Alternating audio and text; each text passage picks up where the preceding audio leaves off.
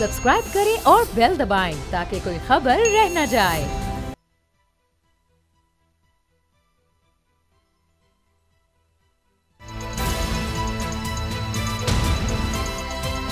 अब पता चला। बिस्मिल्लाहिर्रहमानिर्रहीम, अस्सलाम वालेकुम। मैं हूं मोहम्मद उसामा गाजी और आप देख रहे हैं पता चला। खबर यह है कि नून लीग और पीपल्स पार्टी में बाकायदा सियासी जंग का तबल बज गया है। साबिक सदर आसिफ अली जरदारी, जिन्होंने खामोशी की चादर तान रखी थी, अब उन्होंने खामोशी तोड़ते हुए नवाज शरीफ को बड़ा चैलेंज दे दिया। जरदारी साहब कहते हैं कि पहले PDM बनाकर शहबाज शरीफ को वज़ीर आज़म बनाया, मगर अब नवाज शरीफ को वज़ीर आज़म नहीं बनने दूंगा।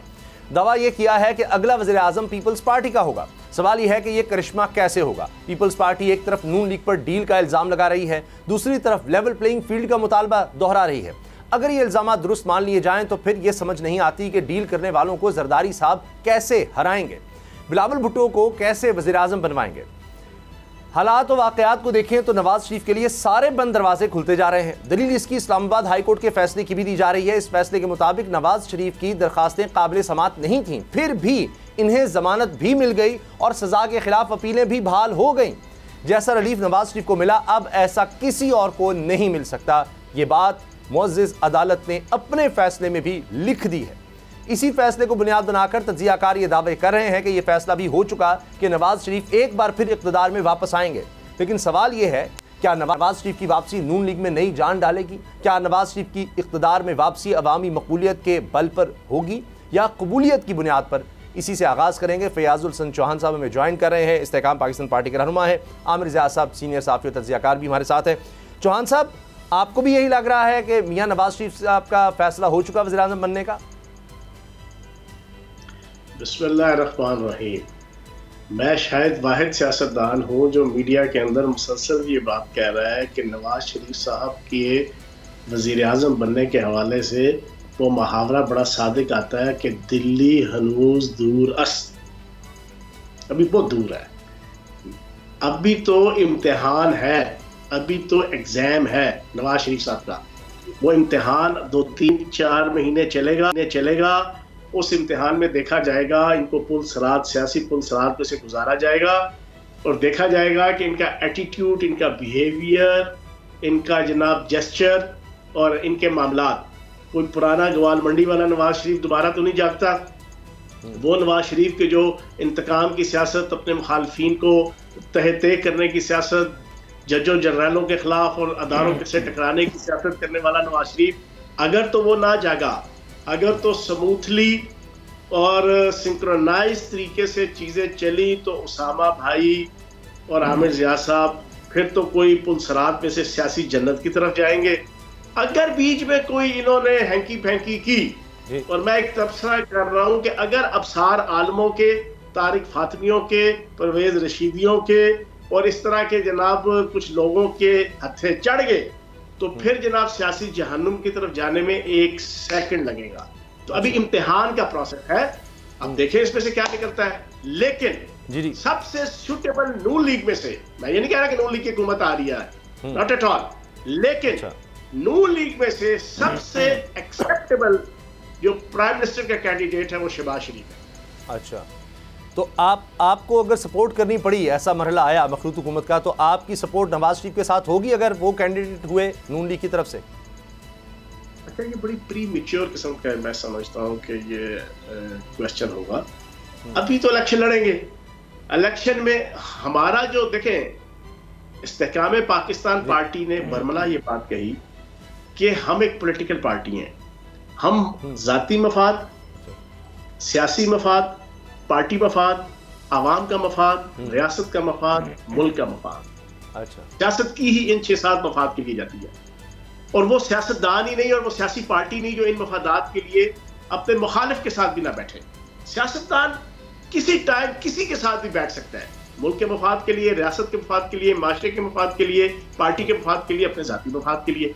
तो जनाब हम है प्योर पॉलिटिकल पार्टी, पहली चीज। अच्छा, दूसरी चीज, हम जनाब लोकल लेवल पे कह लें, किसी डिवीजन पे, किसी जिले लेवल पे, किसी सूबे लेवल पे, किसी भी पार्टी के साथ कोई भी एडजस्टमेंट मौका और मुनासबत के मुताबिक हम कर सकते हैं। क्यों कि हम अपने अलावा बाकी सारों को सियासी बदकिरदार, सियासी गुनाहगार, सियासी सयाकार, सियासी शैतान, सियासी इबलीस नहीं गर्दानते।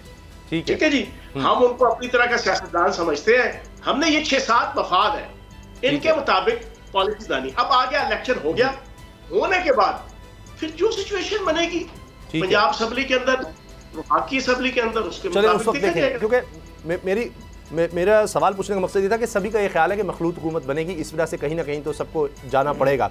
अब पीपल्स पार्टी के साथ भी हो सकता है, जी पीपल्स पार्टी के साथ भी हो सकता है। अगर इलेक्शन हम जीत जाते हैं, हमने तो अपना और मुल्क का मफाद देखना है। ठीक है, अगर उसके ऊपर चीजें फिट आएंगी, किसी भी पार्टी के साथ हो सकता है। जो तहरीक इंसाफ भी हो सकती है, तहरीक इंसाफ तौबा ताइब होकर 9 मई के जितने गुनाह हैं, रियासत के खिलाफ, अदालतों के खिलाफ, पाक अफवाज के खिलाफ, पाकिस्तान की सॉवरेनिटी के खिलाफ जो 9 मई के उन्होंने किया है, अगर उसमें कोई तौबा ताइब करके कोई शक्ल निकलती है, जी उनके साथ भी हो सकता है। चले चौहान साहब, मैं आता हूँ आपकी तरफ। सर, सवाल से सवाल चुके निकलते आते हैं, फिर आपकी गुफ्तगू भी होती है, तो मैं ये सवाल भी पूछना चाह रहा था। वैसे तो पहले ही 9 मई वाले कई आपके पास आ भी चुके हैं, तो इस पर आते हैं सर। लेकिन आमिर ज़िया साहब ये फरमाइएगा कि जिस तरह फयाजुल हसन चौहान साहब कह रहे हैं कि अभी बड़े इम्तिहान है, वो तो पुल सरात की बात करें मियाँ नवाज शरीफ साहब के लिए, लेकिन क्या सर वो 4 साल उससे गुजर नहीं आए? वो सब धुलने के बाद जिस तरह आकर उसके बाद हमने जो एयरपोर्ट पर माहौल देखा, जो लंदन से ही माहौल हमने वजारत ख़ारजा का या वहाँ हाई कमीशन का देखा, उसके बाद हमने जो बायोमेट्रिक्स देखा, जो हम अदालत की तरफ से देख रहे हैं, तो वो सारे इम्तिहानों से गुजर के आने के बाद ही पाकिस्तान आए होंगे या नहीं? अच्छा, मैं आपके सवाल की तरफ आता हूँ। सबसे पहले तो ये जो फयाजुल हसन चौहान साहब की गुफ्तगू बहुत ही दिलचस्प होती है और चश्म कुशा होती है, आंखें खोलने वाली होती है। एक तो मुझे बड़ा अच्छा लगा इनका ये जुमला कि इनमें बकौल इनमें ये खुद कह रहे हैं कि जी हम लोगों में और दीगर सियासतदानों में कोई फ़र्क नहीं है। तो ये तो इस पर अब क्या कहा जाए, क्योंकि हर मतलब कोई सियासी जमात होती है वो दूसरे से अपने आप को जुदा बताती है, और वो अपने मंशूर में भी, अपने किरदार में भी अगर सारे ही एक जैसे हैं तो फिर सारे ही लोग मिल जाएं, मतलब जितने आशिक हैं वो सब एक ही तरफ हो जाएं। क्यों अलग अलग जमातें बनाई हैं फयाज भाई? क्या ज़रूरत है फिर इस चीज़ की? अगर आप भी उन्हीं जैसे हैं और वो आप जैसे हैं तो कोई तो फ़र्क होना चाहिए। वैसे मैंने साफियाना तौर पे मैं एक सवाल करूं, आपको मौका मिले तो जवाब दीजिएगा, क्योंकि मुझे बड़ा दिलचस्प लगा आपका ये जुमला, है ना, और बड़ा मज़ेदार है, और बहुत सारे लोग लुत्फ ले रहे होंगे आपकी इस गुफ्तगू से कि जनाब सारे लोग, आप कह रहे हैं कोई फ़र्क ही नहीं है। उन लोगों में फ़र्क नहीं कि किसी पे करप्शन केस है और जिन पे नहीं है, उनमें कोई फ़र्क नहीं है। जिन्होंने मुल्क के हवाले से गलत फैसले किए बकौल आपके, और उन लोगों में कि जो अच्छे फैसले करना चाह रहे हैं, उनमें कोई फ़र्क नहीं है। तो बड़ा दिलचस्प सूरत हाल आपने कही है, मैं चाहूँगा कि वजाहत करें, हो सकता है कि मैंने गलत समझा हो आपकी बात को। अच्छा, अब आते हैं दूसरी तरफ, जो हमारे दोस्त जो उसामा साहब सवाल कर रहे हैं कि देखिए नवाज शरीफ साहब के अगर आप देखें कि जो इशारे हैं, वो इशारे क्या हैं कि ज़मा मक्का उनके साथ हैं, वो जो तहकीकाती इदारे हैं उनका रवैया जो है बड़ा मतलब नरम है, अदालतें जो हैं आपको मेहरबान नज़र आ रही हैं, निगरान हुकूमत में भी मतलब अगर आप देखें तो उनके बहुत सारे दोस्त और उनके पैरोकार बैठे हुए हैं, उसका भी रवैया जो है वो दीगर जमातों की बनस्बत इनकी तरफ जो है ज़्यादा बेहतर है। हत्ता कि सहाफ़ियों को और मीडिया का भी जो एक किरदार है बड़ा दोस्ताना है इस वक्त नून लीग की तरफ। उनके जो सबसे बड़े मुखालिफ हैं PTI की सूरत में, साबिक़ वज़ीर-ए-आज़म की सूरत में, वो जेल में मुश्किलात के शिकार हैं। तो बज़ाहिर ये नज़र आता है कि जो चीज़ें जो हैं उनके हक़ में जा रही हैं। अच्छा, अब ये वाला जो फयाज साहब ने बात की कि जी पुलिस रात से गुजरना है, और आप कह रहे हैं कि जी 4 साल में गुजर चुके वो, तो मुझे नहीं पता वो पुलिस रात किस किस्म का होगा, लेकिन वो जो कहते हैं ना कि run up to the election में, तो मेरे ख्याल में वो उनको पता है, वो भी बड़े पुराने सियासतदान हैं, बहुत तजर्बा है उनका, मेरे ख्याल में सबसे ज़्यादा तजर्बा है उनका इस वक्त जो है ना, तो उसमें वो उस तरह की जो लोग समझते हैं कि वो कोई पुरानी गलती को दोहराएंगे, मुझे नहीं लगता। अगर वो करेंगे तो कोई नई गलती करेंगे, और नई गलती जो है वो इक़्तिदार में आगे होगी, ठीक है ना। जब आप कैंपेन कर रहे होते हैं तो कैंपेन में तो वो अभी जो अपनी उसकी स्ट्रेंथ्स हैं उसके हिसाब से बैटिंग करेंगे, और उसमें मुझे नहीं लगता कि कोई बहुत ज़्यादा आप देखिएगा कि उसमें मतलब है कि जो सूरत हाल जिस तरह बन रही है, तो उसमें नवाज शरीफ साहब को भी पता है कि जी मुझे किस हद तक जो है चीज़ों को हैमर करना है। माजी में भी जब वो मुश्किलात में भी थे शदीद, और वो जब वोट को इज्जत देने की बातें करते थे, निकला करते थे जुलूस की सूरत में, तब भी याद करें अपना कि एक आध बार वो छेड़खानी करते थे फिर चुप हो जाया करते थे। लेकिन यकीनन ये बात है कि क्या उन्होंने अपनी माजी की गलतियों से सीखा, और इक़्तिदार में अगर वो आ जाते हैं और उनके छोटे भाई उनके मुद्दे मुकाबिल नहीं आते या ज़्यादा लोग उनको पुश नहीं करते, तो फिर क्या वो एक बदले में नवाज शरीफ होंगे? ये एक सवाल है। मेरा जो तजर्बा कहता है कि इंसान बदला नहीं करता। जो उनकी सोच, उन्होंने जो अपनी पहली तकरीर की तो उन्होंने अपना बहुत सारे कार्ड्स दिखा दिए, उन्होंने बड़ी खुल के कहा कि जी हमसाया ममालिक के साथ हमें अच्छे ताल्लुकात बनाने होंगे। जब वो ये कहते हैं तो मेरे ख्याल में डायरेक्टली वो ये कह रहे होते हैं कि जी गालिबन पाकिस्तान कसूरवार है ताल्लुकात ख़राब करने का अपने पड़ोसी ममालिक से। उन ममालिक का कोई कसूर नहीं है, भारत की जाहिरियत का कोई कसूर नहीं है। 5 अगस्त 2019 में जो उन्होंने किया उसका मसला नहीं है, जो उन्होंने सियाचिन पे कब्जा कर लिया, दीगर जो उनके वो थे। तो आप अपने आप को जो है मेरे ख्याल में इतना अपोलोजेटिक नहीं होना चाहिए फॉरेन रिलेशन में। लेकिन मैं अगर उसकी तशरीह करने बैठूं बतौर तज्जियाकार के तो मैं कहूँगा तो कुछ चीज़ों में वो अपने जो उनका एक नज़रियाती उनका एक रहा है, कुछ लोग उसकी बहुत सपोर्ट करते हैं, समझते हैं जी बिल्कुल यही रवैया होना चाहिए और पाकिस्तान के लिए बेहतर है। लेकिन बहुत सारे लोग उसके नक़ाद भी हैं। तो इस तरह के और भी अभी क्योंकि वक्त नहीं, बहुत सारे और इश्यूज आएंगे जब आप अमली सियासत में गवर्नेंस में जाते हैं, हुक्मरानी में जाते हैं, तो फिर वो जाहिर है कि वो चाहेंगे कि उनकी डिसाइसिव मेजॉरिटी हो नवाज शरीफ साहब की। बिल्कुल सही। वो फैसले खुद करना चाहेंगे, असर्टिव शख्सियत है वो। नवाज शरीफ साहब की तरह नहीं है कि लोगों को लेके साथ चले। तो भी देखें तेल देके तेल की धार देके, मुझे नहीं पता कि उनका पुलिस राज बिल्कुल सही आमिर साहब, लेकिन जिस तरह से उन्होंने अभी तक मैनेज किया है फयाज साहब, वो तो मेरे ख्याल में कमाल का किया है। जी अभी ये भी है कि मरीम नवाज साहिबा जिस तरह हैं या शहबाज शरीफ, हमजा शहबाज, इनको एडजस्ट करना है नून लीग समझती है, तो वो भी एक इम्तिहान होगा क्योंकि मरीम नवाज साहिबा का कोई मेन रोल ना हो, नवाज शरीफ ये बर्दाश्त नहीं करेंगे। फयाज हुसैन चौहान साहब, जो बात आमिर ज़िया साहब ने की, आप क्या कहते हैं उस पर कि सब एक जैसे हैं? क्योंकि आप तो बड़े सख्त नाक़िद रहे हैं नवाज शरीफ साहब की करप्शन के, जरदारी साहब की करप्शन के, तो अब आप समझते हैं कि वो करप्ट नहीं रहे या मजबूरी है करप्शन के करने वाले लोगों के साथ बैठना? नहीं, आमिर ज़िया साहब इसको थोड़ा सा जनाब गलत अंदाज से उन्होंने मतलब ले लिया। मेरा कहने का मकसद ये था चेयरमैन तहरीक इंसाफ, फयाज साहब एक जुमला मैं कह रहा हूँ, आपने लूज बॉल दी थी तो हमें तो विकेट से बाहर निकल के मारना था, आप खुद ही लूज बॉल दी। अब आप ठीक, अब आप बोले, मैं चुप बैठा हूँ, ठीक है ना। मुझे मजा आता है कितना अग्रेसिव सवाल हो, खुदा की कसम खा के कह रहा हूँ कि मैं उसको एंजॉय करता हूँ, उससे मुझे मजा आता है। लेकिन बस मुझे ये होता है कि चलो जवाब देने का मौका मिल जाए। अच्छा, अब सुने, मैंने ये कहा जिस कंटेक्स्ट में पहले आपका था 70s और 80s के अंदर भुट्टो और एंटी भुट्टो एक सियासत आई कि जिसने खानदानों को तबाह कर दिया। जो एक कैंप का होता था वो दूसरे कैंप के साथ बैठता नहीं था, चाहे सगे भाई हो, चाहे फर्स्ट कजन हो, चाहे बहन भाई हो, रिश्ते नहीं करते थे। फिर एक वक्त आया 80s का एंड और 90s, पीपल्स पार्टी और नून लीग की जनाब फिर बारी, उसके ऊपर भी एग्जैक्ट यही माहौल। फिर रही सही कसर चेयरमैन तहरीक इंसाफ और तहरीक इंसाफ ने निकाल के रख दी कि जनाब 2010 के बाद पाकिस्तान के अंदर इतनी नफरत की और पोलराइजेशन की पॉलिटिक्स हुई कि आप यकीन जाने अपने अलावा यहां पर दूसरे को, और खसूसन चेयरमैन तहरीक इंसाफ और तहरीक इंसाफ की तरफ से, कि जनाब बाकी तो है ही गुनाहगार, सयाकार, बदकार, बदकिरदार। मैंने जिस कंटेक्स्ट में कहा, मैंने ये कहा, मैंने आपके सामने 7 मफादात गिनवाए। मैंने एक प्योर पॉलिटिकल कारकुन की हैसियत से मैंने आपके सामने तजिया रखा। हमें इन मफादात से गर्ज है, हमें मुल्क के मफाद से गर्ज है। अब देखें, पाकिस्तान में दहशतगर्दी की लहर आई, चेयरमैन तहरीक इंसाफ ने हर मौके पे कहा जी, वजीर आजम थे तो उन्होंने कहा जी मैं अपोजिशन के साथ ही बैठूंगा, अपोजिशन लीडर थे तो उन्होंने कहा जी मैं वजीर आजम के साथ ही बैठूंगा। मुल्क में जलजला आया हुआ है, आधा पाकिस्तान जनाब तबाह हाल है, उन्होंने कहा जी मैंने नहीं बैठना। मुल्क में सैलाब आया है, आधा मुल्क जनाब डूबा हुआ है, उन्होंने कहा जी मैंने नहीं बैठना। मुल्क के सर्वाइवल और बका की कोई जनाब इशू आता था, वो वजीर आजम और अपोजिशन लीडर की हैसियत से ऑपोनेंट के साथ बैठने को तैयार नहीं होते थे।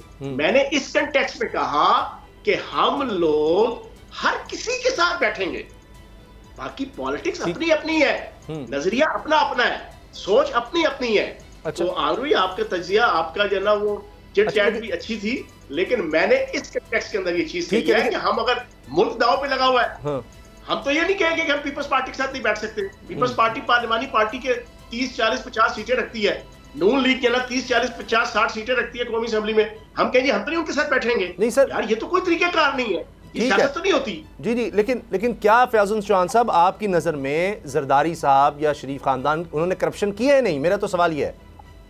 तो यार बात सुनो, तो किसको नहीं पता, किसको नहीं पता कि करप्शन किया कि नहीं की है? मैं कोई नवाज शरीफ का स्पोक्स पर्सन हूं या आसिफ जरदारी साहब का स्पोक्स पर्सन हूं, लेकिन मैं ये नहीं करूंगा कि मैं आसिफ जरदारी साहब की जात या उनकी खानगी जिंदगी उसके ऊपर जनाब तहरीक इस्तेहकाम पाकिस्तान पार्टी के अपने सोशलिस्ट और सोशल मीडिया एक्टिविस्ट और अपनी जनाब मीडिया टीम के जरिए से मैं उनकी खानगी जिंदगी, उनकी जाती जिंदगी, उनकी बहन, उनकी माँ, उनकी बेटी, उनके खानदान के हवाले से सारा दिन ट्रोलिंग शुरू कर दूं, जैसे पहले होती रही है यहाँ पे मखसूस पार्टी अभी भी होती है। हम ये नहीं करेंगे। हम सियासी तनकीद करेंगे, हम सियासी फैसलों के ऊपर तनकीद करेंगे, हम सियासी पॉलिसीज के ऊपर तनकीद करेंगे, हम ये करेंगे।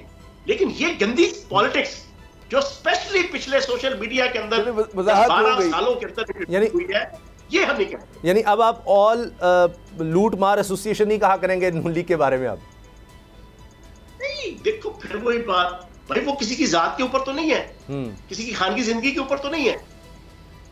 उसामा भाई आप भी थोड़ा सा न्यूट्रल हो गए ना चीजों। नहीं, मैं तो सर इसलिए अर्ज कर रहा हूं कि देखिए आपने जो कहा कि 2010 के बाद तो सर सबसे सख्त जुमले सर आपके होते थे, सख्त तरीन जुमले जो हमने सुने टीवी पर। ये तो आप माने ना कि आपकी प्रेस कॉन्फ्रेंस से तो नून लीग लरस जाती थी। मैंने आज तक किसी की जाती जिंदगी के हवाले से उस दौर में भी कभी की बात नहीं की। मेरी जिंदगी का असूल है किसी की जाती जिंदगी के बारे में बात ना करूं। अब अभी आप सुने, आप मुझे ये बताएं, वो पंजाबी का मुहावरा चुप चुपीता मारे गीटा फिर भी आंखें कुछ नहीं कीता, सुना हुआ ना मुहावरा? तरीकाकार ये था कि चेयरमैन तहरीक इंसाफ अपनी social media team paid team होती थी, जिसका सारे प्रूफ आपने ही आपके चैनल में दिखाए 4 दिन पहले। अच्छा। मैं तो खैर 5 महीने पहले इसको डिस्क्लोज कर चुका था। उनके जरिए से सारा दिन मुखालफीन मौलाना फजल रहमान साहब, नवाज शरीफ साहब का खानदान, आपके जनाब जरदारी साहब का खानदान, अदारे, फौज, जस्टिस, चीफ जस्टिस, जनरल, उनकी जिंदगियों को, जाती जिंदगियों का जिसे कहते हैं ना तहते करके रखते थे और खुद कहते थे नहीं जनाब मैं तो नहीं करता, मैं तो नहीं इस चीज की पॉलिसी देता। ये वाला रवैया हमारी इस्तेहकाम पाकिस्तान पार्टी के अंदर नहीं होगा। अच्छा, अब आमिर रज़ा साहब एक दूसरा मामला जो है वो अब इलेक्शंस का है और अब नून लीग तो एक तरह से इलेक्शन मोड में आ रही है और मियां नवाज शरीफ साहब की रीलॉन्चिंग की बात हो रही है, पूरे मुल्क में जनाब वो जाएंगे, दोबारा पार्टी को एक तरह से मुतहरिक करने की कोशिश करेंगे। लेकिन निगरान वज़ीर आज़म साहब फरमा रहे हैं कि इलेक्शन की तारीख का ऐलान पूरा आइन नहीं, क्या दीगर पहलू नज़रअंदाज कर दें, वो इस तरह की बात कर रहे हैं। फिर जरदारी साहब ने बड़े अरसे के बाद खामोशी तोड़ी, उन्होंने कहा जी मैं अब नवाज शरीफ को तो वज़ीर आज़म नहीं बनने दूंगा। ये क्या मसला क्या हुआ है कि जिसकी वजह से ये चीज़ें हम देख रहे हैं? और अब पीपल्स पार्टी चली गई है कि जी इलेक्शंस करवाएं, जबकि इन्होंने वो सब काम किए कि जिससे वो डिले हो जाए इलेक्शन, लेकिन अब कह रहे हैं जी नहीं इलेक्शंस करवाएं, जनवरी से आगे किसी सूरत ना जाएं। लेकिन नून लीग अभी तक कोई ऐसा बयान नहीं दे रही। अरे बड़ी दिलचस्प सूरत हाल है। यहाँ देखिए कि निगरान वज़ीर आज़म को कोशिश करनी चाहिए कि बहुत ही नपे तुले बयानात दिया करें और ऐसे बयानात देने से गुरेज करें कि जिससे बिला वजह के सवालात जन्म लें और तनाज़े खड़े हों। क्योंकि एक बात है जो मेरी इतलात हैं और लोग जो मैं इंफॉर्मेशन गैदर कर रहा हूँ उसामा साहब कि इंतखाबात तो होने, it is only a matter of time के इंतखाबात के स्केड्यूल और तारीख जो है वो उसका ऐलान हो जाएगा। तो जो लोग तवक्को कर रहे हैं कि जी जनवरी के आखिर में या फरवरी के आगाज़ में इंतखाबात होने हैं, जब होने हैं तो उसके अंदर ज़ाहिर है कि जितना जल्दी इलेक्शन कमीशन ऑफ पाकिस्तान इस गैर यकीनी सूरत हाल का खात्मा कर देगा उतना अच्छा है। लेकिन गालिबन वो डिलिमिटेशन की वजह से रुका हुआ है वो जो ऐलान जो है। अच्छा, उसमें आप देखें कि सबकी अपनी अपनी तरजीहात हैं कि नून लीग को ज़रा सा वक्त चाहिए अपने पनपने के लिए। उनको ये था कि जी नवाज शरीफ साहब आएँ जो उनके कानूनी मामलातों से निकल सकें, तो वो तकरीबन निकल गए और उनके लिए जो है मैदान हमवार हो गए। वो पार्टी को स्टॉक टेकिंग करेंगे, अपने जो है लोगों को मोबिलाइज़ करेंगे, तो उनको तो इस चीज़ की ज़रूरत है। अच्छा, आ गई खुदा आपका भला करे पाकिस्तान पीपल्स पार्टी, तो पाकिस्तान पीपल्स पार्टी को ये गालिबन कहीं पे एहसास हो रहा है कि नून लीग जो है कम से कम अगर पंजाब में उनको ये अंदाज़ा हो रहा है कि हमारी उस तरह की इंग्रेस नहीं है, तो उसमें गालिबन इनको जो है मतलब है कि ज़्यादा फेवर किया जा रहा है, अदलिया इन पर मेहरबान है, तो कहीं ये ना हो कि एक आप बिल्कुल डाउट हो जाए, तो वहाँ पर उनका समझ में भी आते। फिर एक और बात समझने की कि देखिए इंतखाबात जब होने और सबसे बड़ी जो पार्टी है जो एक सबसे बड़ी अपोजिशन है वो तो इस वक्त मतलब है कि मुश्किलात में है, उसका तो स्ट्रक्चर टूट फूट गया है। जब टूट फूट गया है तो फिर जब इलेक्शन का मेला सजना है तो उसमें कोई तो किसी के मद्दे मुकाबिल होगा।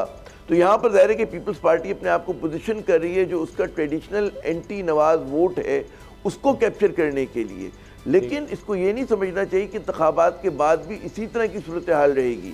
फ़र्ज़ करें कि हंग पार्लियामेंट आती है, फ़र्ज़ करें कि किसी पार्टी की डिसाइसिव मेजॉरिटी नहीं आती, तो आप देखिएगा कि फिर यही जमातें जो एक दूसरे के ख़िलाफ़ बड़ा जम के बात करी वो एक दूसरे के करीब भी बैठी हुई होंगी। लेकिन पीपल्स पार्टी अगर शुरू में ही कह दे कि जी हाँ हमने मान लिया नवाज शरीफ साहब को बतौर वजीर आज़म, या मतलब है कि नून लीग की हमने वो तस्लीम कर ली, तो उसका मतलब ये है कि वो मुकाबले से खुद ही दस्तबरदार हो रही है पंजाब में और केपी में और दीगर जगहों पे।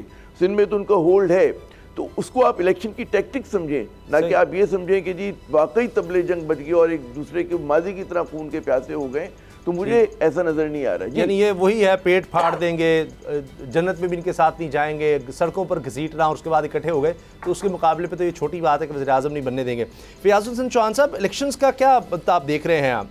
क्योंकि जहांगीर तरीन साहब जो आपकी पार्टी के पैटर्न चीफ हैं, उन्होंने 2 कौमी और 2 सूबाई असम्बलियों के हलकों पर एतराज़ात जमा करवा दिए हैं, और क्या आपको लगता है कि ये एतराज़ात वगैरह ये सारा मामला निमट जाएगा वक्त पर, या इलेक्शन फिर और डिले हो सकते हैं, क्योंकि अभी डेट तो आई नहीं है?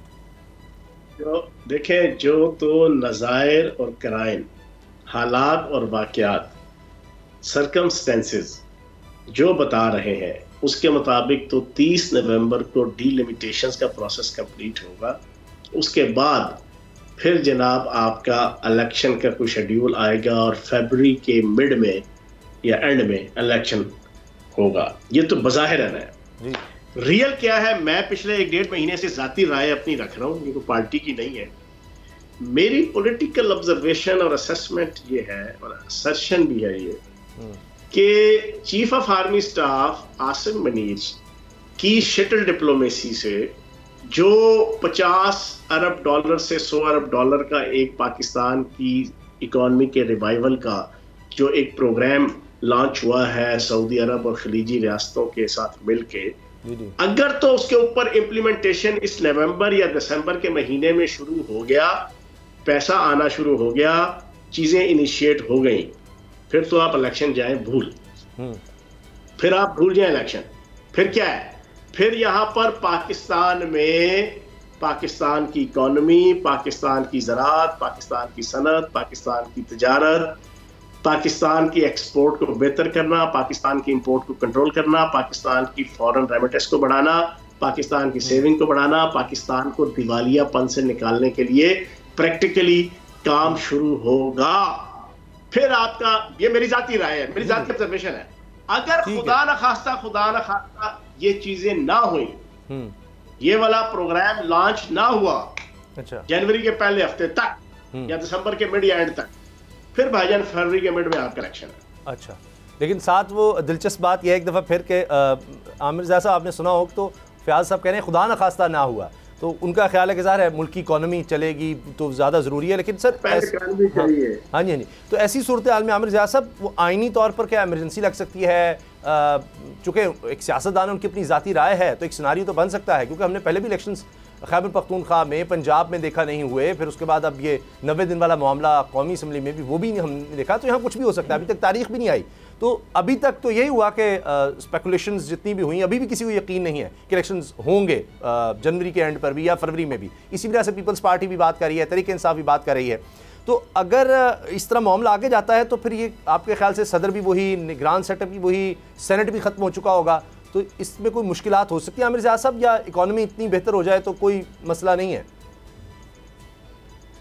देखिए, मेरी एक खुशगुमानी है, वो ये है कि ठीक है, हमने देखा कि पंजाब के इलेक्शन जो हैं वक्त पे नहीं हुए, केपी के नहीं हुए, हत्ता कि अगर आप देखें वफाक के जो जनरल इलेक्शन है वो भी वक्त पे नहीं हो रहे हैं। लेकिन मुझे खुशगुमानी जो है वो ये कि बहुत ज़्यादा जो है तवील अरसे तक जो है इंतखाबात में ताख़ीर नहीं होगी, क्योंकि आपको बहुत ज़्यादा मारवाए अदालत, मारवाए आइन जो है काम करने पड़ेंगे, और उसके नतीजे में जैसा कि आप खुद फरमा रहे हैं कि सेनेट की अगर मुद्दत ख़त्म हो जाती है और उसके बाद यही प्रेसिडेंट जो है, तो वो ऐसी कॉम्प्लिकेशन, ऐसी पेचीदगियाँ आ जाएंगी कि जिसका बेहतर हल ये कि जी इंतखाबात हो जाएँ, एक मुस्तहकम हुकूमत हो, क्योंकि जैसे ही इंतखाबात होंगे आपको एक नए IMF प्रोग्राम में जाना है, एक्सटेंडेड फंड फैसिलिटी के, और वो अगर मुल्क में गैर यकीनी सूरत हाल रही, क्योंकि आपको या तो फिर ऐलान करना पड़ेगा ना कि, और उसके लिए कोई तादील देनी पड़ेगी आइनी कानूनी, ऐसे ही तो नहीं होता कि मर्जी के अंदर, मतलब है पाकिस्तान जो है इतनी बनाना रिपब्लिक तो नहीं है। और ना मुझे इंटेंशन नज़र आती है कि जो हमारे मेन पोलिटिकल प्लेयर्स हैं बशमूल इस्टेब्लिशमेंट के, कि वो जो हैं कोई इस किस्म का काम करने का उनका इरादा हो, कोई नीयत हो, क्योंकि इस कुछ चीज़ें हमारे मुल्क में उनका फैसला हो गया है, और वो मुशर्रफ साहब के दौर में हो गया था कि जी इंतखाबात होंगे, तो आप देखें 2002 से मुसलसल इंतखाबात हो रहे हैं हर 5 साल के बाद। अच्छा, उसमें ठीक है वज़ीर आज़म अपनी मुद्दत पूरी नहीं कर रहा है, लेकिन असम्बलियाँ अपनी मुद्दत पूरी कर रही हैं। अगर पीटीआई का ये काम ना, अगर गड़बड़ ना होती तो गालिबन पीटीआई भी अपनी मतलब वज़ीर आज़म को तब्दील करके या किसी तरह मुद्दत पूरी कर सकते थे। तो एक तरह से हमारी ये कुछ चीज़ें जो है वो डिसाइड हो गई हैं। अगर इसको बिल्कुल ही डिरेल करना, मुझे समझ में नहीं आता कि मुल्क में ऐसे हालात हों, क्योंकि अगर ये इमदाद जैसे कि फरमा रहे हैं फैयाज साहब कि वो शुरू हो जाती है और उसके अंदर चीज़ें मतलब है कि तो उसके लिए भी जो इलेक्टेड गवर्नमेंट होगी, क्योंकि अभी पाकिस्तान को बहुत सारे सख्त फैसले करने, आपको प्राइवेटाइजेशन करनी है, आपको नुकसान में चलने वाले इदारों को रिफॉर्म करना है, एनर्जी सेक्टर को मज़ीद रिफॉर्म करना है, बहुत ज़्यादा उसमें रिफॉर्म की ज़रूरत है। तो वो काम जो है, या तो आप ये कह लें कि जी हम लोग बिल्कुल मतलब है कि आइन को उठाकर हम रख दें और किसी बिल्कुल नए रास्ते पे चल पड़ें, तो वो मुझे उसकी इतलात नहीं है। लेकिन जो मैं तजिया करता हूँ, जो बैनुल-अक़वामी हालात हैं, मुल्क के हालात हैं, जो लोगों के अपने सेंटिमेंट हैं, उससे मुझे नज़र ये आता है कि जनाब इंतखाबात होंगे, जैसे ये फरमा रहे, जैसे मैं कह रहा हूँ कि जनवरी के आखिर में, फरवरी के पहले हफ्ते में होंगे, ये फरमाने के जी दरमियान में होंगे या आखिर में होंगे, तो इतना बड़ा फ़र्क नहीं है, क्योंकि डिले तो हो चुके हैं। लेकिन आगे बढ़ने का रास्ता पाकिस्तान के लिए जो है वो इंतखाबात ही हैं, मुनसिफाना इंतखाबात हों, जो थर्ड वर्ल्ड में जिस तरह से होते हैं। तो ठीक है, थोड़ा बहुत 19-20 होगा, कुछ शिकायतें होंगी, लेकिन इंतखाबात हो जाए, उसके बाद ही पाकिस्तान आप देखिएगा। और एक ऐसी गवर्नमेंट है कि जो लोगों को जवाबदेह हो और मतलब है उसके ऊपर कोई बहुत ज्यादा कंट्रोवर्सी ना हो। बहुत डिले तो मजीद शायद हो सके, लेकिन कहीं ना कहीं जाकर इलेक्शंस आपको भी नजर आ रहे हैं। फैयाज साहब, इस्तेहकाम पाकिस्तान पार्टी के रहनुमा, आपने सर हमें वक्त दिया, बहुत बहुत शुक्रिया आपके वक्त का। हम ब्रेक लेंगे, ब्रेक के बाद आमिर ज़िया साहब भी हमारे साथ होंगे, कुछ आइनी माहिरीन से बात करेंगे कि मियाँ नवाज शरीफ साहब के केस में जो तहरीरी फैसला आया उसमें लिखा है कि ये सहूलत सिर्फ मियाँ नवाज शरीफ साहब तक के लिए थी, आइंदा इस तरह की कोई दरख्वास्त काबिल समाअत नहीं हो सकती। क्यों ऐसा लिखना पड़ा है, इस पर जानेंगे ब्रेक के बाद। अब पता चला। मियाँ नवाज शरीफ साहब 4 साल तक मफरूर रहे और उसके बाद वापस आते हैं, उनकी अपीलें भी बहाल हो जाती हैं, उनको रिहाई भी मिल जाती है। लेकिन जो तहरीरी फ़ैसला आता है उसमें कुछ बहुत दिलचस्प चीज़ें हैं। मिसाल के तौर पर यह कि इनकी दरख्वास्तें काबिल समाअत नहीं थीं जिस तरह से वो दरख्वास्तें दायर की गई, लेकिन अब रिलीफ दिया जा चुका है, लिहाजा अब रिलीफ उसी तरह रहेगा। लेकिन आइंदा ऐसे नहीं हो सकता, यानी किसी और के लिए अब ये काम नहीं होगा। और ये फ़ैसला सिर्फ इसलिए दिया गया कि नैब ने वाज़ेह तौर पर कहा कि हमें अपने मुजरिम की, जिसको जेल हो चुकी थी, जिसको सज़ा हो चुकी थी, उसकी अब गिरफ्तारी नहीं चाहिए। अब ये बड़े अजीब पहलू हैं जो सब लोग समझना चाह रहे हैं कि ये कैसे हो गया, क्योंकि पंजाब हुकूमत कहती है कि मियाँ नवाज शरीफ साहब की सेहत ठीक नहीं थी, इसलिए हमने उनकी सज़ा मुअत्तल कर दी। पंजाब हुकूमत ने, यानी एक शख्स को जेल है, उसकी सज़ा मुअत्तल करके आप जाएँ जनाब, आप रिहाई इंजॉय करें। और ये कि जी 74 साल के बूढ़े हैं। अब इसी पर बात करते हैं। राजा खालिद महमूद साहब माहिर कानून हमारे साथ हैं। राजा साहब, अब ये जो मैंने अर्ज़ की बातें, तो सर सब बूढ़ों के लिए, सब बीमारों के लिए पंजाब हुकूमत क्यों नहीं जेल को खोलती, उनको रिहाई क्यों नहीं देती? और फिर ये अदालत का भी कहना कि जी चूँकि नैब ने कह दिया वरना दरख्वास्तें काबिल समाअत नहीं थी, तो इसका मतलब यह है कि सर पुलिस है, FIA है, एंटी करप्शन है, जितने भी इदारे हैं जो किसी को गिरफ्तार कर सकते हैं, कानून नाफिज कर सकते हैं, उनमें से कोई भी कह दे अब कोई शख्स जेल में है, उसको वो सज़ा भुगत रहा है, तो आज अगर उसके बारे में पुलिस और ये सारे इदारे कह दें कि जी हमें इसकी गिरफ्तारी नहीं चाहिए, तो उसको भी रिहाई मिल सकती है, इसका मतलब है सर? जी देखिए, प्रोसिक्यूशन तो पुलिस ने करनी होती है, प्रोसिक्यूशन डिपार्टमेंट ने करनी होती है। लाइकवाइज जो नैब का अदारा है, उनकी जब प्रोसिक्यूशन होती है और कोर्ट में आके अपने केस को प्लीड करते हैं, तो वही अपना केस अगर वो विड्रा कर लें, कर सकते हैं। अगर वो कहें कि जी हमें इस बंदे की मज़ीद अरेस्ट नहीं चाहिए, इसकी डिटेंशन या इसकी गिरफ्तारी मतलूब नहीं है, तो ऐसा कर सकते हैं। इसी बुनियाद पे जब उन्होंने कोर्ट के सामने सरेंडर किया और कोर्ट ने पूछा कि आपने ये केसेस इंस्टीट्यूट किए थे, वैसे मैं मौजूद था वहाँ जब हियरिंग हो रही थी, तो उनका कहना ये था कि हमने नहीं, बल्कि सुप्रीम कोर्ट ऑफ पाकिस्तान की डायरेक्शन पे ये JIT बनी और JIT की ये फाइंडिंग थी, जिसके नतीजे में रेफरेंसेस भिजवाए गए। और यहाँ पे याद रहे कि ये जो रेफरेंसेस भेजे गए थे नैब की कोर्ट्स में, अकाउंटेबिलिटी कोर्ट्स में, तो वहाँ पे एक मॉनिटरिंग जज, वो सुप्रीम कोर्ट के जज हैं एजाजुल एहसन साहब, तो उन्हें मॉनिटरिंग जज अपॉइंट किया गया ताकि उस कार्रवाई को मॉनिटर करें। मैं समझता हूँ कि वही से माज़रत के साथ ये गलती हुई सुप्रीम कोर्ट ऑफ पाकिस्तान से कि जब सेशन जज पे आप सुप्रीम कोर्ट के जज को मॉनिटर जज अपॉइंट करेंगे तो फिर मुश्किल हो जाएगा उसके लिए अदरवाइज़ फ़ैसला करना। उसने वही फ़ैसला करना है जिसकी सुप्रीम कोर्ट ने डायरेक्शन दे रखी है, और फिर ऐसे ही हुआ। तो नैब ने ये प्ली ली कि ये हमारे इनिशिएटिव पे नहीं, बल्कि सुप्रीम कोर्ट की डायरेक्शन सुप्रीम कोर्ट की इनिशिएशन पे ये केसेस दायर हुए थे, तो लिहाजा हम इनकी अगर मियाँ साहब की हमारी गिरफ्तारी मतलूब नहीं है, इन्हें इनकी पिटीशंस मंजूर होती हैं for the restoration of the appeals. हाँ जी, गलत केस था, हमने गलत केस बनाया, हम पर दबाव था। नैब तो ये कह ही नहीं रहा, वो तो साफ कह रहा है हमें गिरफ्तारी नहीं चाहिए बस। नहीं, नैब नहीं कह रहा। जी जी, तो फिर नहीं, नैब नहीं कह रहा। नैब नहीं कह रहा कि हमने गलत केस बनाया। उनकी प्लीज जो वो आर्गू कर रहे थे चीफ प्रोसिक्यूटर जनरल साहब, उनका ये था कि ये केसेस जब पूछा गया उनसे कि नैब ने बनाए तो आप इन केसेस में अब गिरफ्तारी भी आपको मतलूब नहीं है, फिर आप ये कहते हैं कि इनकी अपील्स अगर समाअत के लिए बहाल हो जाएं तो हमें कोई एतराज़ नहीं। वैसे में उसामा साहब जो एक इम्पॉर्टेंट फैक्टर है इसमें वो ये है कि कोर्ट्स अगर नॉन प्रोसिक्यूशन या डिसमिस इन डिफ़ॉल्ट की बुनियाद पे, नॉन अपीयरेंस की बुनियाद पे कोई केस खारिज करती हैं, कोई अपील खारिज करती हैं, तो कानून ये कहता है कि मेरिट पे डिसाइड होनी चाहिए। जब वो मुलज़िम हाजिर हो, उस अपील को दोबारा से रिवाइव करके, उस अपील को दोबारा से रिस्टोर करके तो उसे सुना जाए, और मेरिट पे cases should be decided on merits. लेकिन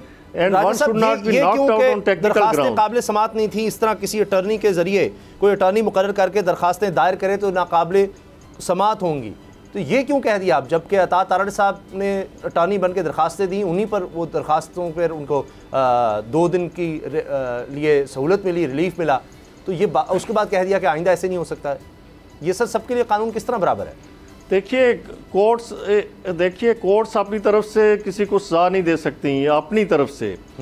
कोर्ट्स का ये है कि जब प्रोसिक्यूशन ही उसकी केस की पैरवी करना छोड़ दे, या उसमें वो मुलज़म को कोई रिलीफ देना चाहती हो, या वो ये केस को एडमिट कर ले मुलज़म के केस को या किसी पिटीशन को, तो कोर्ट फिर अपनी तरफ से कोई कुछ नहीं कर सकती। इसलिए कहा जाता है, हाई कोर्ट्स ने भी कहा, सुप्रीम कोर्ट ने भी कहा कि you can take the horse till the water but you can not make him to drink.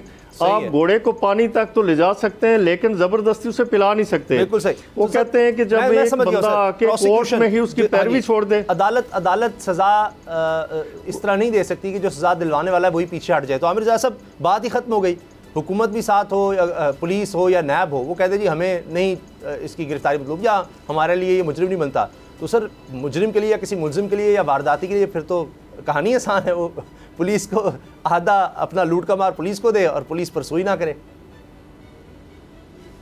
जी बड़े दिलचस्प सूरत हाल है। आप ये देखें कि ज़ाहिर है कि सुप्रीम कोर्ट के जो माजी के फैसलों उस पर मलबा डालना बज़ाहिर आज आसान है, लेकिन दुनिया के और मुल्कों में इस तरह होता नहीं है, क्योंकि वो जो मौजूद अदालत है उसने भी जो फैसले किए हैं वो आइन और कानून के मुताबिक किए हैं। लेकिन हमारे यहाँ बाज़ औक़ात ये होता है कि जो नहीं होना चाहिए कि अगर अशख़ास बदल जाते हैं तो फिर आप देखते हैं कि कानून का म्यार भी बदल जाता है।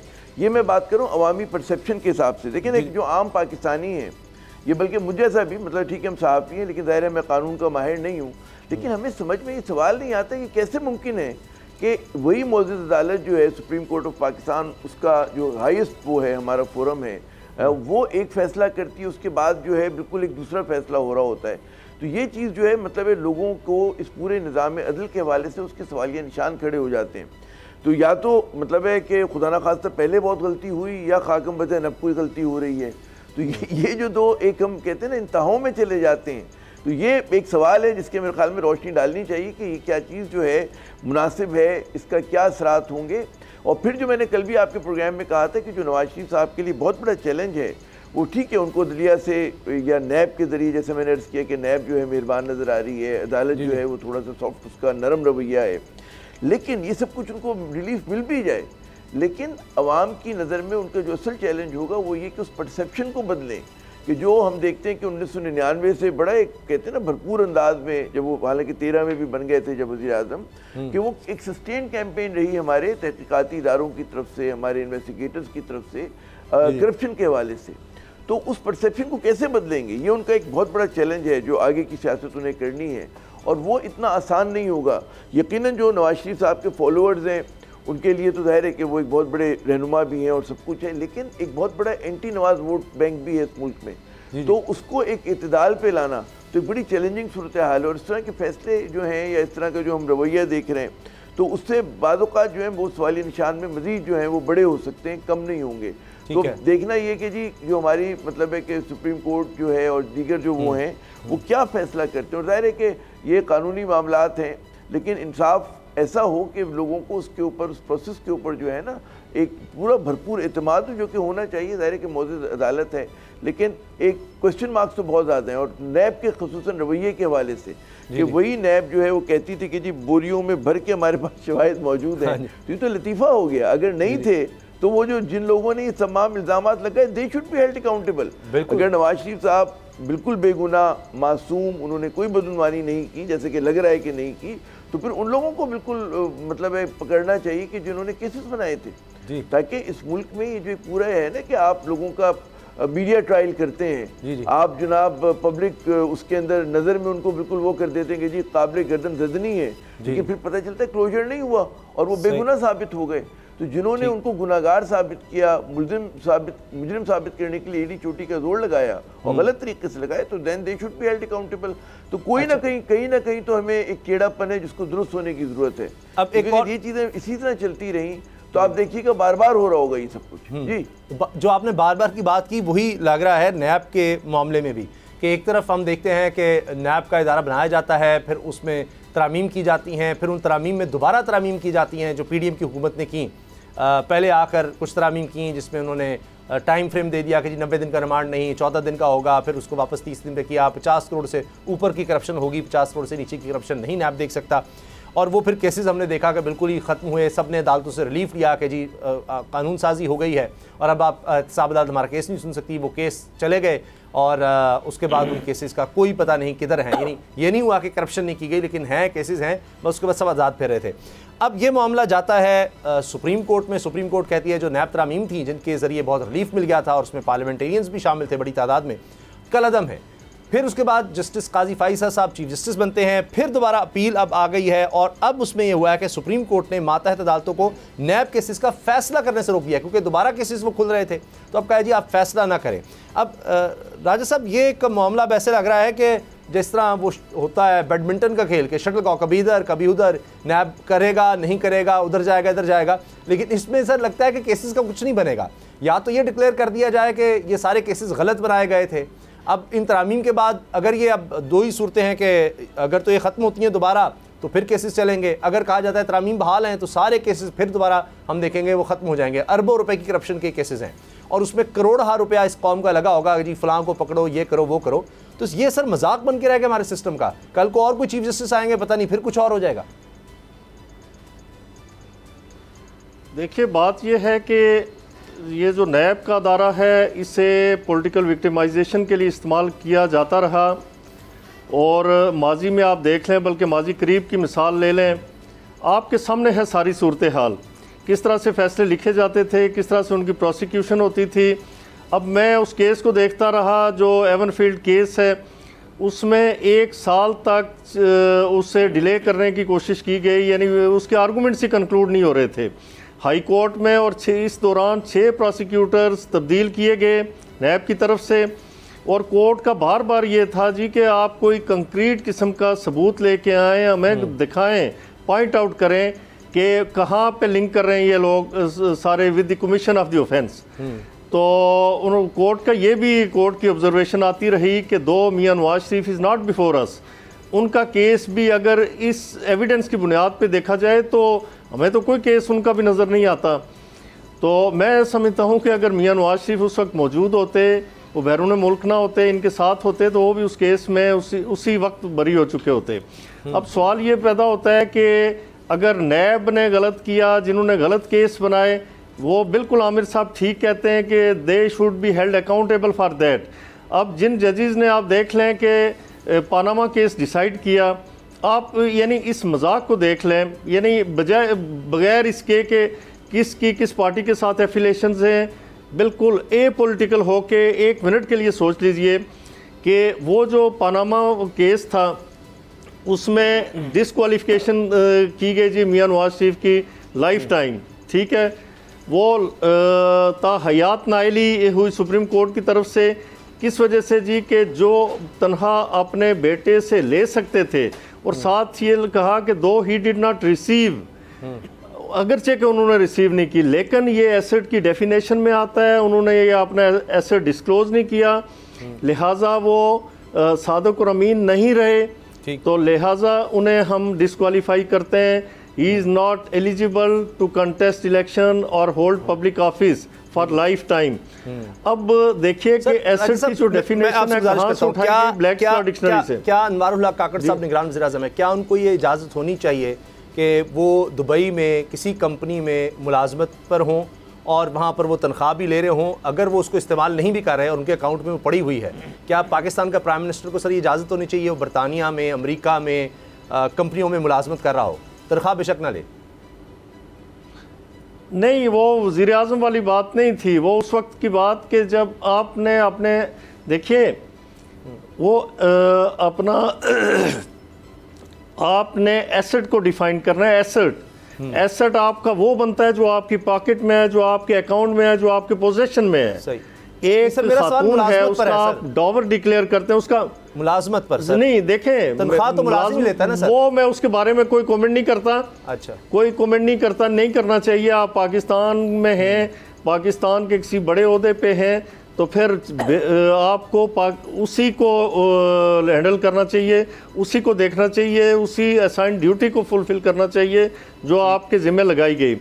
लेकिन जो मैं कानून की बात कर रहा हूँ कि जो वो तो एक अखलाकी या दूसरा पहलू आप निकाल रहे हैं ना, वो अलग बात है। लेकिन कानूनी तौर पे आप देखें कि एसेट की डेफिनेशन जो हमारा टैक्स लॉ है उसमें कुछ और है। उसमें एसेट तो वो है कि जो आपके अकाउंट में है, जिसके आप मालिक हैं, जो आपके पोजेशन में है। तो जिसके आप मालिक नहीं हैं, जो आपके अकाउंट में मुंतकिल नहीं हुआ, लाइक वाइज यानी एक खातून है, उसका डॉवर अमाउंट लिखा है 10 लाख रुपए, लेकिन खामोद ने अदा नहीं किया। बिल्कुल हो सकता है दुरुस्त हो, लेकिन अब सुप्रीम कोर्ट के बेंच की हम माने या आपकी माने, और अगर बेंच ने गलत फैसला दिया था तो सर फिर उन जजेस के खिलाफ कुछ करना चाहिए कि क्या उन्होंने कोई बदनीति पर दिया था, और अगर गलत फैसला भी था, बदनीति नहीं थी, कोई पार्टी नहीं थी, सर हमें मानना तो फर्ज होगा ना। सुप्रीम कोर्ट अगर गलत फैसला भी देगी, अगर उसमें करप्शन नहीं है, तो फिर हम सबको मानना पड़ेगा। वरना सर मैं चला जाऊं कि जी ये फैसला गलत है और जजेस ने फैसले गलत दिया तो मैं नहीं मानता, हमारे लिए मुमकिन नहीं है सर। नहीं, वो चीफ जस्टिस साहब उस वक्त साकिब निसार साहब खुद कह के गए थे, उन्होंने खुद कह दिया था कि हमने अगर सजा दी है, नवाज शरीफ को डिनाइल किया है, तो हमने जहांगीर तरीन को भी तो किया है। मतलब यह था कि हमने बैलेंस कर दिया उधर से। फिर बाजवा साहब का जो आपने इंटरव्यू सुना कि वो जो जिस पे कॉलम्स भी लिखे जाते रहे, जावेद चौधरी साहब और बाकी लोगों ने जो उनके इंटरव्यूज़ किए, वो सारी दास्तान उन्होंने खोल के रख दी। अब मैं बिल्कुल आप ठीक कहते हैं कि जिन्होंने जो इस तरह के पॉलिटिकल मोटिवेटेड फैसले करते हैं, पॉलिटिकल इंस्टिगेशन या किसी को फ़ायदा सियासी किसी को फ़ायदा पहुँचाने के लिए, किसी को गिराने और किसी को बनाने के लिए फ़ैसला करते हैं, अच्छा। तो उन्हें वाकई सजा मिलनी चाहिए, उनका इंसाफ होना चाहिए, वक्त की कमी है, वो अकाउंटेबल है इस कौम के सामने। मैं इस पर जरा आमिर ज़िया साहब की बड़ी क्विकली राय लेकर फिर मैंने आखिर में आपसे जो फौजी अदालतें उसके हवाले से भी बात करनी है। आखिर में आमिर ज़िया साहब, इस पर आपकी क्या राय है? जो नैब केसेस का फैसला है ये अब रोकने का कहा गया है कि अदालत हतमी फैसला इस पर ना करे। अब अदालतों को भी समझ नहीं आ रही कि क्या करें, फिर इसको किस तरह से चलाना है, और जब तक फैसला नहीं आता, ये सर लगता नहीं है कि ये मामला पाकिस्तान में कभी भी ये जो करप्शन का है ये कभी सिमट सकता है? नहीं, बिल्कुल मैं आपसे मुत्तफिक हूँ इस बात पे कि हमारे यहाँ ये लगता है कि जी कानून साजी इसलिए होती है कि हम कैसे मुलजिम को या मुजरिम को फैसिलिटेट करें और बचाएं उसको, उसके लिए कैसे सहूलतकारी करें, ना कि इसलिए कि इस मुल्क से बदनवानी का कैसे कलाकुमा किया जाए, कैसे ख़त्म किया जाए। और ये बड़ी एक आयरॉनिक सिचुएशन है, क्योंकि आप याद करें कि पीडीएम के दौरे हुकूमत में जो कानून साजी की गई, नैब के कवानीन में जो तरमीम लाई गई हैं, वो बराह रास्त कॉन्फ्लिक्ट ऑफ इंटरेस्ट थी। इसलिए कॉन्फ्लिक्ट ऑफ इंटरेस्ट थी कि जनाब जिन चीज़ों से आप खुद मुतासर हो रहे हैं उसी के लिए आप कानून साजी करके तब्दील करके जो है वो ये कर रहे हैं कि जी फ़ायदा जो हो उसका आपको बिलावास्ता या बराह रास्त हो रहा हो। आप अगर वो तमाम की तमाम मतलब जो अभी क्योंकि टाइम कम है मैं नहीं गिनवा सकता, लेकिन अगर आप ज़रा सा वो देखें कि जो आपने तरमीम की उसका फ़ायदा किसी न किसी सियासतदान को या सियासी ख़ानदान को हो रहा था। 90% जो केसेस थे करप्शन के वो ख़त्म हो गए और उनका इतलाक़ जो है मादी में जाके किया गया, यानी कि 1985 में जो ओरिजिनल नैब का ऑर्डिनेंस आया था उस वक्त से लेकर अब तक के जितने केसेस थे आपने 90% ख़त्म कर दिए। अच्छा, उसमें आपने इस तरह क्या किया कि आपने करप्शन की डेफिनेशन बदल दी। आपने ये किया कि जनाब पहले ही हुआ करता था कि बारे सबूत अगर किसी के पास एसेट बियॉन्ड मीन्स है तो उसको बताना पड़ता था कि जी मेरी तनख्वाह इतनी है, कारोबार इतना है, और अगर फिर आपने उससे बड़ी जायदाद बनाई हुई है और बड़ा कारोबार खड़ा किया हुआ है तो आपको जवाब देना पड़ता था कि कहाँ से आए। तो आपने वो रास्ता बंद कर दिया, आपने ये रास्ता बंद कर दिया कि जो बैरून मुल्क से सबूत आते हैं उसको कोई इंटरटेन नहीं करेगा। आपने कहा कि जी जो कहते हैं ना कि 50 करोड़ से कम का केस होगा करप्शन का, वो नैब नहीं उठाया करेगी। आपने ये फैसला किया कि जी 100 लोग को अगर धोखा दिया जाएगा तो जो है उसको जो है मतलब है कि हम नैब उठाएगी उस केस को, वरना नहीं उठाएगी। और वो फिर वो इदारे उठाएंगे कि जो उन्हीं लोगों को सलूट करते हैं जिनके खिलाफ केस है। तो इस तरह के मैं आपको लातादाद जो उसके अंदर कोई भी माहिर कानून हमारे जो दोस्त बैठे हैं ये भी बता सकेंगे कि किस किस तरह की तरमीम की गई। और वो नैब की तरमीम मैं बताता हूँ कि नैब के जो इशू है वो 99.999% पाकिस्तानियों का मसला नहीं है। ये 0.00 पता नहीं कितने जीरो लगा के कुछ लोगों का मसला है, जिसके लिए आप देखें मीडिया कितना वक्त सर्व करता है, पार्लियामेंट कितना करती है, दलिया का कितना फोकस रहता है। तो लगता है कि पूरा सिस्टम इज गेयर्ड अप कि किसी तरह से उन लोगों को कि जो या तुम तस्लीम कर लें उसामा साहब कि इस मुल्क में कभी बदनवानी नहीं हुई, और अगर ऐसा है तो बड़ी अच्छी बात है। तो फिर हम लोग इस हालत में क्यों हैं, फिर हमारा मुल्क गरीब क्यों है, फिर हम पसमानदा क्यों हैं, ये बड़े सवालात अहम हैं। और क्या वजह है कि अफराद अमीर हो गए, ख़ानदान अमीर हो गए, कारोबार जो है बैरून मुल्क बन गए, जायदादें बड़ी बड़ी बन गई, लेकिन मुमलिकत खुदादाद पाकिस्तान जो है वो कर्ज़ों के बोझ में डूब गई। हमारे यहाँ जो है मतलब ज़्यादा लोग जो हैं वो कहते हैं खत गुर्बत से नीचे चले गए, बेरोज़गारी बढ़ गई। तो बड़े चुपते हुए सवालात हैं और हमारी हुक्मरान अशराफिया को आज नहीं तो कल जवाब देना पड़ेगा इसको कि आप जो है आप पूरे सिस्टम को लगता है कि आपने इसलिए बनाया है कि जनाब आपने लाइसेंस टू करप्शन दिया हुआ है, आप करप्शन करें and you won't be held accountable. तो बहुत ख़तरनाक सूरत हाल है और लोगों का जो एतमाद है वो इसीलिए जो है वो शेकन हो गया है कि जी नैब जैसे इदारा वो अपना किरदार अदा नहीं कर पा रहा। हालांकि पाकिस्तान को नैब की ज़रूरत है, एक एम्पावर्ड इम्पार्शियल नैब की ज़रूरत है कि जो लोगों की आर्म ट्विस्टिंग ना करे, पॉलिटिकल विक्टिमाइजेशन ना करे, इंसाफ के मुताबिक काम करे। लेकिन अगर मैं जैसे मैंने पहले कहा कि नवाज शरीफ साहब और दीगर जिन लोगों को नैब ने ट्राई किया वो अगर बेगुनाह थे तो फिर तो बड़ी ज़्यादती हुई उनके साथ, बड़ा जुल्म हुआ। तो उसका उस जुल्म का हिसाब कौन देगा? किसी ना किसी को तो देना चाहिए कि हमारे मुल्क में वो करप्शन के केसेस का क्लोजर होता ही नहीं है। एक अदालत सजा देती है फिर पता चलता है 6 साल के बाद नहीं जनाब वो तो गलत हो गया। तो ये कैसा इंसाफ है, कैसा सिस्टम है? तो मुझे तो समझ में नहीं आ रहा और मैं मजीद डिप्रेस होकर जा रहा हूँ आपके प्रोग्राम से। अच्छा सर, और इसमें अफसोस और दुख की बात ये भी है ना कि सर अगर कोई इक़्तिदार में आ गया है और जिस तरह वो कहा ना कि जी वो लाखों की तनख्वाह अरबों रुपए के फैसले कैसे करवा लेते हैं, तो अरबों रुपए की वो करप्शन करके उसके बाद वो निकल जाए बाहर और फिर दोबारा जब इक़्तिदार मिले दोबारा वापस आ जाए, फिर करप्शन करके निकल जाए। कौन सा पूछने वाला है कोई? और पुलिस या दीगर महकमे जब इक़्तिदार में होंगे वैसे ही आपके अंडर होंगे और वो जाकर कह देंगे कि हमें जनाब इनके खिलाफ कार्रवाई मतलूब ही नहीं है, तो अदालत फिर कहेगी कि जनाब हम क्या कर सकते हैं। आखिर में सर राजा साहब ये फरमाइएगा, सुप्रीम कोर्ट कह चुकी है कि मिलिट्री कोर्ट्स जो हैं कलअदम करार दे दी गई हैं। अब इसके बाद आगे क्या सर आप देख रहे हैं, किस तरह से दोबारा मामला चल सकते हैं केसेस के हवाले से, आप क्या कहते हैं? देखिए, सुप्रीम कोर्ट का फैसला मेरे ख्याल में गवर्नमेंट चैलेंज कर रही है अपील की सूरत में, चूँकि प्रैक्टिस एंड प्रोसीजर एक्ट मंजूर हो गया। उससे पहले ये था कि सुप्रीम कोर्ट के फैसले को आप रिव्यू में जा सकते थे, उससे अपील की सहूलत आपको हासिल नहीं थी। अब और रिव्यू का जो स्कोप है वो बड़ा लिमिटेड होता है, उसमें कोई एरर है, ओमिशन है, कोई गलती है, कोई एरर है तो उससे रिमूव किया जाता था। इससे बढ़ के उस केस को बिल्कुल री ओपन करके नए अंदाज में सुनना वो मुश्किल होता था और उसमें वही बेंच हुआ करता था, वही वकला बहस किया करते थे। अब यह है कि अपील का हक प्रोवाइड किया गया, वकील भी तब्दील कर सकते हैं और अपील की सूरत में ज़ाहिर वो जजेस नहीं बैठेंगे, बड़ा बेंच होगा और इनसे हट के होगा, क्योंकि ये अपनी राय दे चुके हैं तो ये उस बेंच में नहीं होंगे। अब ये एक मैं समझता हूँ कि एम केस था और सुप्रीम कोर्ट ने यहाँ भी जल्दबाजी का मुजाहरा करते हुए ये तो कह दिया कि सिविलियन का ट्रायल आप नहीं कर सकते मिलिट्री कोर्ट्स में। सुप्रीम कोर्ट इग्नोर कर गई कि 1967 में जब ये 21D ये सेक्शन इंसर्ट हुई, तीसरे जो थर्ड ऑर्डिनेंस था उसके तहत तो उसके बाद 1967 के बाद हर दौर में सिविलियन का ट्रायल होता रहा मिलिट्री कोर्ट्स में। 1975 का ब्रिगेडियर FP अली केस इसकी एक वाज़ेह मिसाल है। वो रिटायर हो गए थे ब्रिगेडियर साहब, और उन पे सीड्यूस करने का, आर्मी पर्सनल को, आर्मी ऑफिसर्स को सीड्यूस करने का, यानी सीडिशन का चार्ज लगा। तो उन्होंने यही प्ली ली हाई कोर्ट में भी कि मुझ पे नहीं लग सकता, चूँकि I am no more army officer, I have been retired, I am now civilian, I am not subject to Pakistan army act. लेकिन कोर्ट ने यह कहा कि बेशक आप सिविलियन हो गए हैं। हमूदुर रहमान साहब जो मशहूर ज़माना चीफ जस्टिस थे, वो उस बेंच को हेड कर रहे थे, आप सिविलियन हो गए लेकिन आपने जो ऑफेंस कमिट किया वो 21D की डेफिनेशन में आता है, तो लिहाजा आप आर्मी एक्ट के एम्बिट में आते हैं, तो आपका ट्रायल हो सकता है। उसके बाद बहुत सारे फैसले हुए, यानी ये आप देख लें कि district bar association Rawalpindi versus federation of Pakistan 2015 में ये केस रिपोर्ट हुआ।